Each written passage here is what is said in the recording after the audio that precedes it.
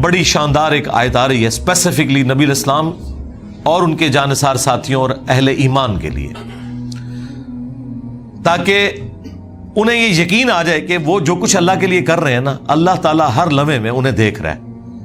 جب آپ کی یہ کیفیت ہو کہ جس کے لیے آپ مشقت اٹھا رہے ہیں وہ آپ کو اس وقت لائیو دیکھ رہا ہے، تو وہ تکلیف جھیلنا آپ کے لیے آسان ہو جاتی ہے۔ تو یہ اللہ تعالیٰ نے کانسیپٹ دیا ہے۔ آپ دنیا میں بھی جس دوست کے لیے قربانی کر رہے ہیں نا، اور عین اس تکلیف میں وہ دوست آپ کو دیکھ رہا ہو کہ اس کو میری وجہ سے یہ تکلیف اٹھانی پڑ رہی ہے، تو آپ کو وہ تکلیف اٹھانا آسان ہو جاتا ہے کہ جس کے لیے کر رہا تھا اسے تو پتا چل گیا آج میں نے اپنی دوستی منوا لی اس سے۔ اور دنیا میں ساری دوستیاں اسی بنیاد پہ چل رہی ہیں۔ خاوند پوری زندگی اپنی بیوی کو یہ بتانے کی کوشش کرتا رہتا ہے میں تیرے ساتھ مخلص ہوں، بیوی اپنے خاوند کو بتانے کی کوشش کرتی رہتی ہے۔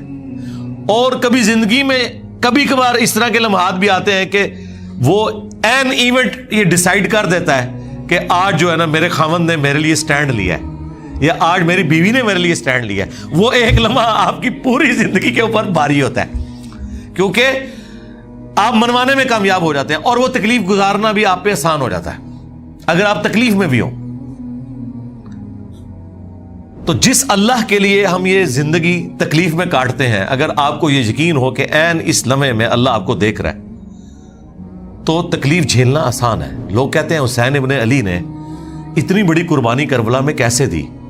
بھائی حسین ابن علی ریئل ٹائم یہ چیز فیل کر رہے تھے کہ اس وقت میں اپنے رب کی خاطر، اس کے محبوب کے دین کی خاطر یہاں آیا ہوں۔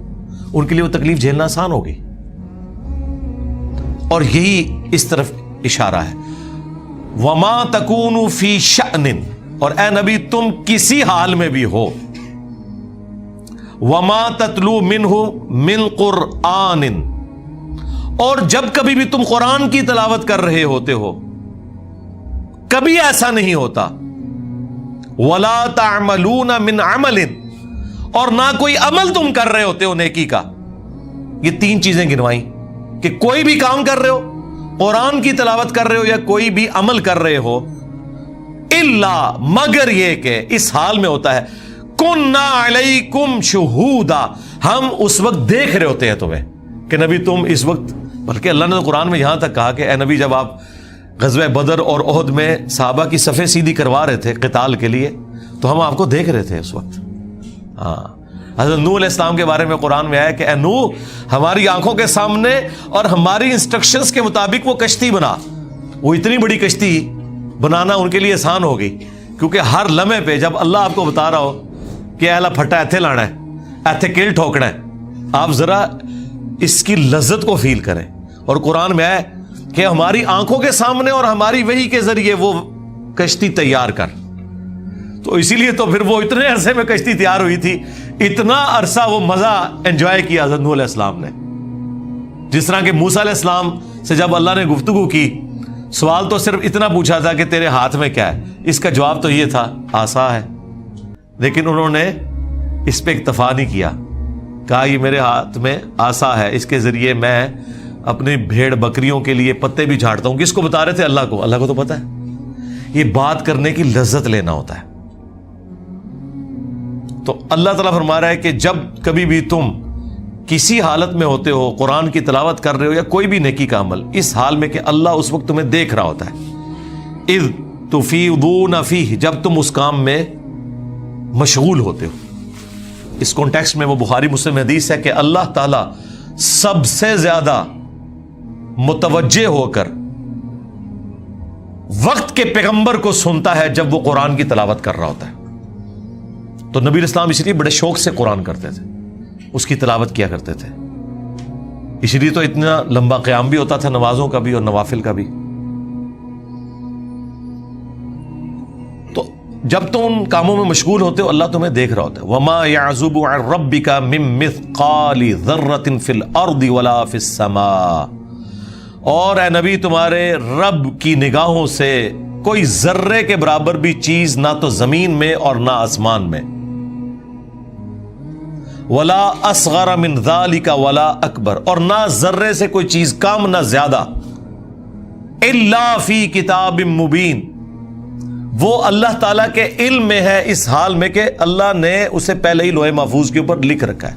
یعنی زمین و آسمان میں کوئی ذرے کے برابر چیز ہے یا اس سے کم یا اس سے زیادہ،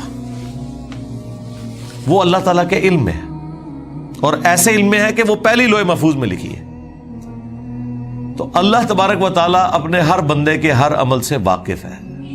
اس کی وجہ سے ایک تو گناہوں سے بچنا بھی آسان ہو جاتا ہے، دوسرا نیکیوں پہ استقامت بھی مل جاتی ہے. انسان کو صبر کرنا آسان ہو جاتا ہے. تکلیف تو بہرحال اس نے آپ کو دینی ہے، چاہے وہ فجر کے وقت بستر چھوڑنے کی تکلیف ہو، سردیوں میں غسل جنابت کی تکلیف ہو، گرمیوں میں روزہ رکھنے کی تکلیف ہو، اور پوری زندگی رزق کی تلاش میں مشقت اٹھانے کی تکلیف ہو. یہ سب سے بڑی تکلیف ہے جو پیٹ لگا ہوا ہے ساتھ. آپ ایک لمحے کے لیے امیجن کریں اگر یہ پیٹ ساتھ نہ ہو تو ہمارے 99% مسئلے حل ہو جائیں. ساری چیزیں اسی کے گرد گھومتی ہیں نا. میاں بیوی کی لڑائیاں بھی اکانومی کی وجہ سے ہو رہی ہوتی ہیں. ہاں، جو بچے بد اخلاق ہوتے ہیں لیکن ماں باپ کو خوب پیسہ دیتے ہیں، ان کے لیے دعائیں نکلتی ہیں ماں باپ کے دل سے، اور جو دیتے کچھ نہیں صرف خوش اخلاق ہوتے ہیں ان کو وہ منہ میں بھی ذلیل کرتے ہیں، پیچھے سے بھی ذلیل کرتے ہیں. ایک نیچرل چیز ہے. یہ سب کچھ پیسے کے گرد گھوم رہا ہے. اگر آپ دولت سے، مال سے ان سارے معاملات کو آزاد کر دینا تو آپ کے سارے مسئلے حل ہو جائیں گے. تو یہ سب سے بڑی پرماننٹ تکلیف ہے جو اللہ نے انسان کے ساتھ اٹیچ کی ہے. صرف انسانوں کے ساتھ نہیں، جانوروں کے ساتھ بھی اٹیچ ہے. صبح نکلتے ہیں جانور اللہ پہ توکل کرتے ہوئے، ان کو نہیں پتا ہوتا کہ ہمارا رزق کہاں لکھا ہوا ہے، زندہ بھی واپس آنا ہے نہیں آنا. اللہ تعالیٰ رزق پورا کرتا ہے ان کا. تکلیف وہ بھی اٹھاتے ہیں. پوری زندگی جو پرماننٹ تکلیف انسان اٹھا رہا ہے نا، وہ یہ پیٹ کی تکلیف ہے جو سب سے بڑی تکلیف اٹیچ ہے، مشقت اٹیچ ہے. لیکن ظاہر ہے کہ یہ ایک سینسٹیو چیز ہے، اسی لیے پھر رزق حلال کے اوپر اتنی ایمفسائز کیا گیا اور رزق حرام کی اتنی مذمت کی گئی کہ انسان حیران رہ جاتا ہے کہ نیکیوں پہ اتنا نہیں ابھارا گیا جتنا ان چیزوں کے اوپر زور دیا گیا، حقوق اللہ کے بعد حقوق العباد والے معاملات کے اندر. تو یہ سب کچھ اللہ تعالیٰ نے لوح محفوظ میں پہلے ہی لکھ رکھا ہے کہ کس کو کیا تکلیف آنی ہے، اس نے اس کے اگینسٹ کیا پرفارم کرنا ہے، اس نے اللہ کی کیسے تابع فرمان رہنا ہے. یہ ساری کی ساری چیزیں اللہ تعالیٰ نے لوح محفوظ میں لکھی ہوئی ہیں پہلے سے ہی.